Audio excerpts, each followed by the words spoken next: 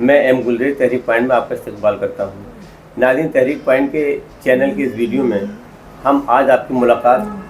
اقلیتی council of India کے صدر عالی وقار جناب فرد عثمانی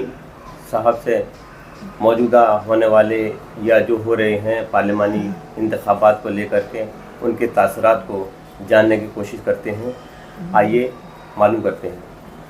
فرد بھائی، آپ کا تحریک پوائنٹ کے اس ویڈیو میں آپ کا ہم پایان دل سے استقبال کرتے ہیں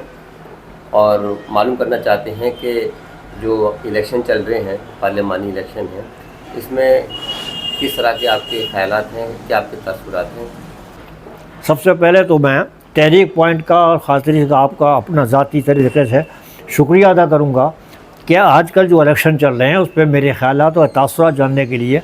یہاں پر آپ تشریف لائے اور میری آپ کی بات چیت ہو رہی ہے۔ ہندوستان میں ہونے والے الیکشن میں بہت سے خدشات تھے، لیکن بہت خوشی کی بات ہے اور وہ یہ ایک آئین پہلو ہے کہ پورے ملک میں بڑے شانتی پور طریقے سے، پرسکون طریقے سے الیکشن ہوئے ہیں۔ بہت چھوٹی موٹی واردات کو چھوڑ کر کہیں سے کوئی ایسی خبر نہیں ہے۔ اس سے معلوم ہوتا ہے کہ ہندوستان میں جمہوریت جو ہے پوری طریقے سے اپنے قدم جما چکی ہے اور ہندی میں کہیے تو پرفیکٹ ہو چکی ہے، اور ووٹرز بھی یہاں بہت سمجھدار ہو چکا ہے۔ وہ اسی لحاظ سے جہاں جو اسے ووٹ دینا ہے اس طریقے سے اس نے ووٹ کیا ہے، اور امید یہ کی جا رہی ہے کہ یہ اس الیکشن کے نتائج کے بارے میں بھی ایسا لگ رہا ہے کہ کسی ایک پارٹی کو جو تجزیے آ رہے ہیں، میں ان کو مد نظر رکھتے ہوئے کہہ رہا ہوں، کسی ایک پارٹی کو اس میں پورا بہمت نہیں ملے گا، اور یہ بھی ایک اچھی بات ہے، کیونکہ اکثر جو پارٹیاں بہمت مل جاتی ہے تو وہ جمہوریت کی قدروں کو بھی کھو دیتی ہیں۔ ایسے مثالیں سامنے آئی ہیں۔ اچھا، ملک کا ایک طبقہ تو یہ کہتا ہے کہ الیکشن جو ہیں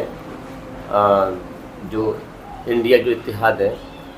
وہ سکسیزفل ہو سکتا ہے، ہو جائے گا، لیکن دوسری طرف کچھ لوگوں کا یہ خیال ہے کہ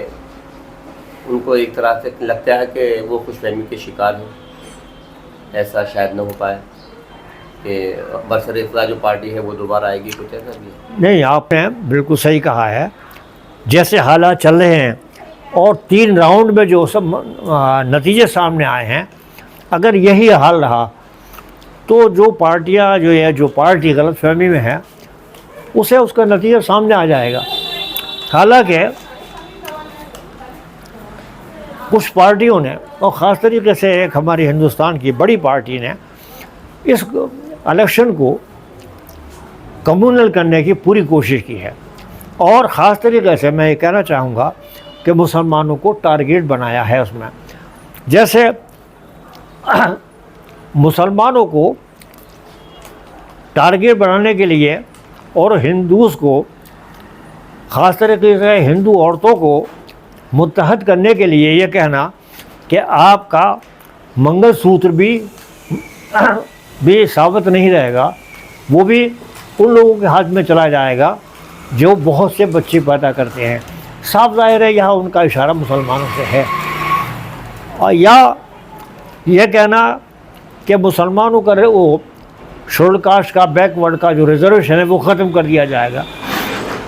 یہ کمیونل بنانے کی پوری کوشش کی گئی، لیکن خوشائند پہلو یہ ہے کہ زیادہ تر لوگوں نے اس کا اثر نہیں لیا ہے۔ ایسا معلوم ہو رہا ہے زیادہ لوگوں نے اس کا اثر نہیں لیا ہے، اور خاص طریقے سے ہندوستان کی جو میجورٹی ہے اس نے اس بات کو نہیں مانا کہ اس طریقے سے کچھ ہونے بھی جا سکتا ہے۔ اگر یہی حالات رہے تو بہت کچھ سامنے آ جائے گا 4 جون کو، اور ایسا لگ رہا ہے یہ آنا بھی چاہیے۔ کسی بھی پارٹی کو اگر پوری بہمت مل جاتا ہے تو وہ اپنی منمانی کرنے لگتی ہے، اور وہ کسی کی سنتی بھی نہیں ہے پھر، اور وہ جتنے کانسٹیٹیوشنل انسٹیٹیوشن ہیں انہیں اپنے قبضے میں کرنا چاہتی ہیں، اور اس طریقے سے جمہوریت کو بہت بڑا نقصان ہونے کی امید بنی رہتی ہے۔ تو ناظرین، یہ فرد عثمانی صاحب کے آپ نے خیالات سنے، اور اصل نتائج آنے پر ہی معلوم ہوگا کہ اس ملک کا سیاسی منہ جو ہے کس جانب پر اٹھ لے گا۔ ناظرین اگر آپ ہمارے تحریک پوائنٹ چینل پر نئے ہیں تو اسے سبسکرائب کریں، شیئر کریں اور ساتھ ہی اپنی قیمتی مشوروں سے ہمیں نوازیں۔